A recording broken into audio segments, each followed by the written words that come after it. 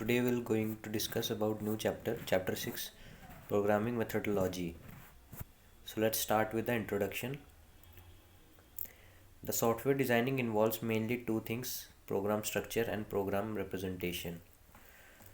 So कोई भी software जब डिज़ाइन होता है या डेवलप्ड होने की उसकी पहली स्टेज होती है, राइट? तो उसमें दो स्टेप्स जो मेनली इन्वॉल्व होते हैं वो कौन कौन से होते हैं? एक उसके प्रोग्राम का स्ट्रक्चर और सेकंड उसके प्रोग्राम की रिप्रेजेंटेशन. सो प्रोग्राम स्ट्रक्चर क्या होता है? Program structure refers to how a program should be. So program का स्ट्रक्चर वो होगा कि एक प्रोग्राम कैसा होना चाहिए, राइट? अगर सपोज आपको एक प्रोग्राम लिखना है, program to add two numbers, कि दो नंबर्स को ऐड करवाना है आपको. सो ये चीज़ होगी कि एक कैसे आपका प्रोग्राम दिखना चाहिए, उसमें क्या क्या सिंटेक्सेस यूज़ होनी चाहिए, क्या क्या चीज़ें होनी चाहिए, right? So before we start programming, हमको प्रोग्रामिंग के जो बेसिक कंसेप्ट्स हैं और जो बेसिक मेथडोलॉजीज़ हैं वो सीखना काफ़ी ज़्यादा इंपॉर्टेंट है, सो दैट हम आगे जाके उसको कोड में कन्वर्ट कर सकें, right? The program structure is decided using top down approach और एनी अदर पॉपुलर अप्रोच. जो मेनली जो इसमें यूज़ होती है वो होती है टॉप डाउन अप्रोच, बट आप बाकी भी कोई पॉपुलर अप्रोच यूज़ कर सकते हैं इसमें. The main task is divided into clear logical सब task, thereby deciding about the subroutines, local and global variable, information hiding, etc. सो जो मेन टास्क होगा उस प्रोग्राम को रन करवाने का वो डिवाइड होगा कुछ सब पार्ट्स में, राइट? उसमें सब रूटीन्स होंगी, उसमें लोकल होगा, स्टोरेज होगा, उसमें ग्लोबल वेरिएबल्स हम कुछ डिक्लेयर करेंगे, राइट? और उसमें कुछ इंफॉर्मेशन हिडन भी रहेगा. In the end, each subroutine is tested and all of them are joined to form the overall program structure. So at the end क्या होता है, वो सारे सबरूटीन्स इकट्ठा होके एक प्रोग्राम में कन्वर्ट होते हैं और आपको आउटपुट शो करवाते हैं उस प्रोग्राम का, राइट? नेक्स्ट इसमें आता है प्रोग्राम रिप्रेजेंटेशन, कि आपका एक प्रोग्राम कैसे रिप्रेजेंट होना चाहिए, उसकी प्रेजेंटेशन कैसी होनी चाहिए, उसका स्टाइल कैसा होना चाहिए, राइट? सो डैट जो प्रोग्राम है वो मोर रीडेबल और मोर यूज़र फ्रेंडली हो. It is essential to present the program in good style to minimize the wastage of time, efforts and cost. So अगर आपने ज़्यादा लाइक हौच पौच में अगर आपने कुछ प्रोग्राम्स को जल्दी जल्दी राइट कर दिया, right, without any clear declarations या without any proper form, right? So क्या होगा, आपको कोई भी अगर प्रोग्राम में एरर है सो उसको ढूंढने में आपको काफ़ी ज़्यादा दिक्कत आने वाली आती है, राइट? क्योंकि जब आप एक प्रोग्राम को रन करते हो, राइट, सो अगर आप में कुछ एरर होगा तो वो आपके प्रोग्राम को रन नहीं करवाएगा. So first you have to sort that error और बग, जिसको हम बग भी बोलते हैं, राइट? सो विदाउट अगर आप error so without fixing the bug या एरर आप बोल सकते हो, तो आप एक प्रोग्राम को रन नहीं करवा सकते. सो इट इज़ एसेंशियल कि आप एक प्रॉपर वे में और राइट रीडेबल कोड लिखें ताकि आपको एरर्स ढूंढने में काफ़ी ज़्यादा ईज़ हो, राइट? और आपका टाइम और एफर्ट भी बच जाए. Programme should B effective as well as efficient. A program that does the desired work and achieve the goal is known as effective, and the program that does the same work at a faster speed and uses less memory space is known as efficient program. So programme दो तरीके के होते हैं, एक efficient और एक affective. सो affective क्या होता है कि आपका कोई भी प्रोग्राम है वो आपको वो काम करके दे रहा है, राइट?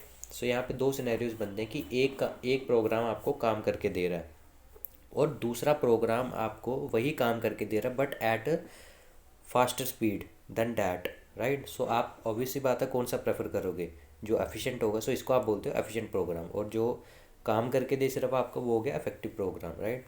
सो प्रोग्राम की डेफिनेशन क्या होती है? Program is a set of instructions command given to the computer to perform a specific task. So program की एक बेसिक जो डेफिनेशन या अंडरस्टैंडिंग आप बोल सकते हो वो ये होती है कि एक प्रोग्राम सेट ऑफ इंस्ट्रक्शंस होते हैं जिसके थ्रू हम कुछ भी अपना डिज़ायरेबल वर्क करवा सकते हैं. जिसकी एक एग्जांपल अगर मैं दूं, अगर आपको दो नंबर्स को मल्टीप्लाई करना है तो आप उसका प्रोग्राम लिख सकते हो, उसकी सेट ऑफ इंस्ट्रक्शंस लिखनी पड़ेगी, मल्टीप्लिकेशन का लॉजिक लिखना पड़ेगा, राइट? सो वैसे ही आप ऐड करवा सकते हो, आप सब्ट्रैक्ट करा सकते हो. सो बेसिकली कुछ भी आप परफॉर्म करवा सकते हो using set of instructions. The size of the program depends upon the type of task it has to perform. That is, a program may be having few instructions और it may be large in size. So size of the program जो होता है वो ऐसा नहीं है कि एक फिक्स्ड होता है कि हाँ आपको 10 लाइन का कोड लिखना है, आपको 12 लाइन का कोड लिखना है। सो जितना लेंथी आपका काम होगा उतनी ही ज़्यादा कोडिंग और इन सेट ऑफ इंस्ट्रक्शंस होगी उसके अंदर, right. There are various programming languages to write the program. Before writing a program, the user should carefully understand the complete program, analyze the various solutions and arrive at the best solutions. So वैसे तो काफ़ी ज़्यादा programming languages हैं, but before किसी भी languages में हाथ डालने से पहले यू शुड नो कि आपको कैसा प्रोग्राम चाहिए, किस तरीके का कैसा सॉफ्टवेयर या काम है आपका, राइट। सो कैसे आपको उसको अंडरस्टैंड करना है, आपको उसको एनालाइज करना है कि क्या ये जो मैं प्रोग्रामिंग लैंग्वेज यूज़ कर रहा हूँ ये उस जो मेरे रिजल्ट्स हैं उसको उसके सॉल्यूशंस मुझे प्रोवाइड कर पाएगा भी कि नहीं, राइट। सो ये सारी चीज़ें आपको ध्यान रखनी थी वाइल राइटिंग अ प्रोग्राम और कोडिंग और code. So characteristics of a good program. अब एक गुड अच्छा प्रोग्राम कैसे डिसाइड होता है वो हम समझते हैं, right. A program written in good style is understandable to a reader, therefore is a good program. So एक बेसिक जो चीज़ जैसे मैंने आपको बताया कि स्टाइलिंग, राइट, बेटर रीडेबिलिटी या बेटर यूज़र फ्रेंडली कि उसको कोई भी अंडरस्टैंड कर सके, इतना इतना अगर आप इजी और क्लीन कोड करते हैं तो उसको आप गुड प्रोग्राम कह सकते हैं, राइट। सो वो गुड गुड प्रोग्राम में आता है। A good program not only efficiently solves the given problem but also present itself well. So ना केवल वो एफिशिएंटली सोल्यूशन दे पाए हमको, बट उसको खुद को प्रेजेंट भी अच्छे से करना है ताकि उसको कोई भी देख सके। Program can be evaluated on many accounts. अब किस किस बेसिस पे हम एक प्रोग्राम को अच्छे से इवेल्यूएट करते हैं, वो उसमें आती है एफिशिएंसी, उसमें आता है फ्लेक्सिबिलिटी, उसमें आता है यूज़र फ्रेंडलीनेस, उसमें आता है self documenting code.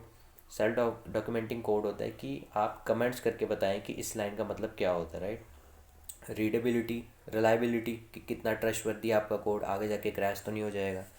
Portability, robustness, right. सो ये सारी चीज़ें आती हैं एक गुड प्रोग्राम में। सो एफिशिएंसी क्या होती है? The program produces correct results and is faster taking into account the memory constraints.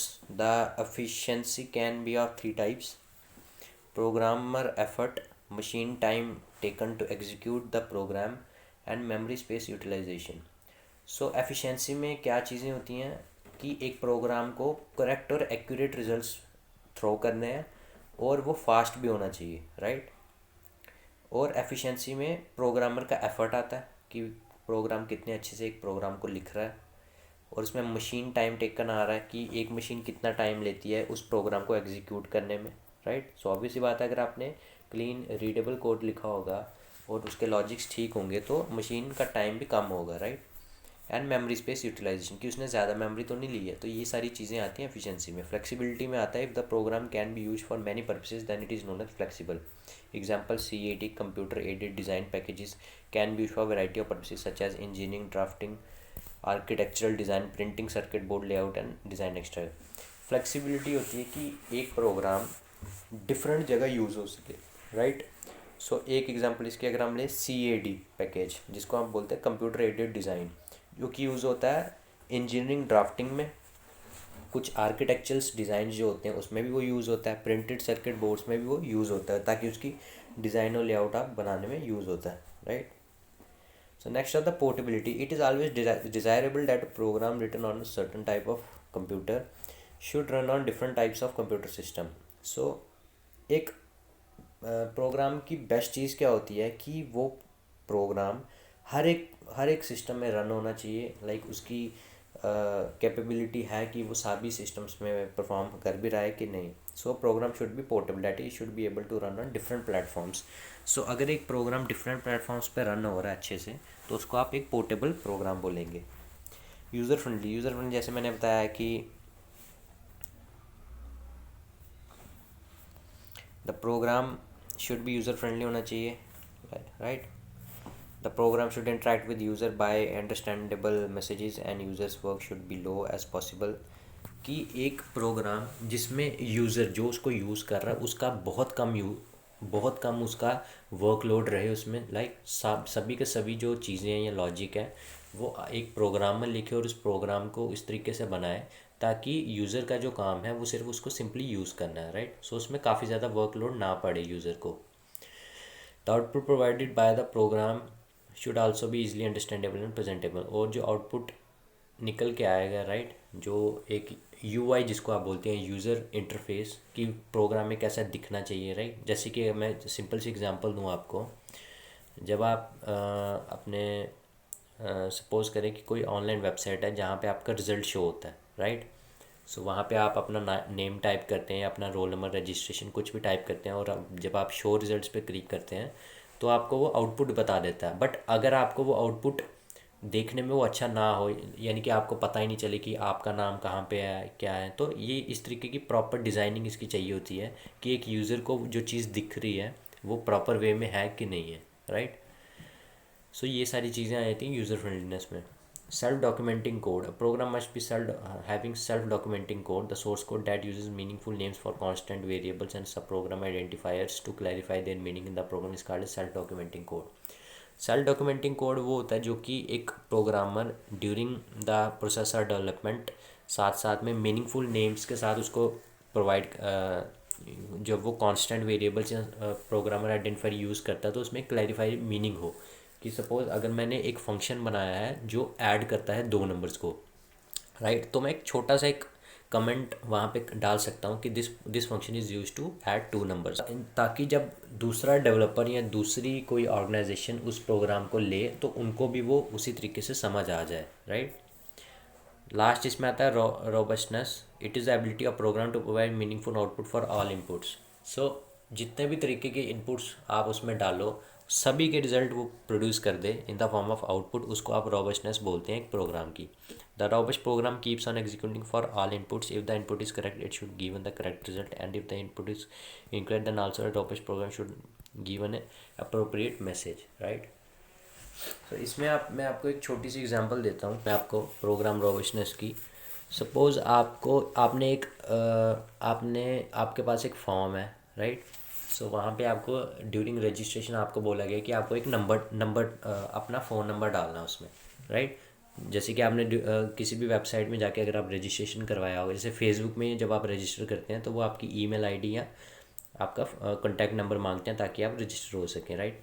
So suppose आपने ईमेल की जगह फ़ोन नंबर डाल दिया, राइट, तो इन डैट केस वो सही चीज़ नहीं होगी इन एज इनपुट, क्योंकि आपको ईमेल की जगह पे ईमेल ही डालना है, राइट।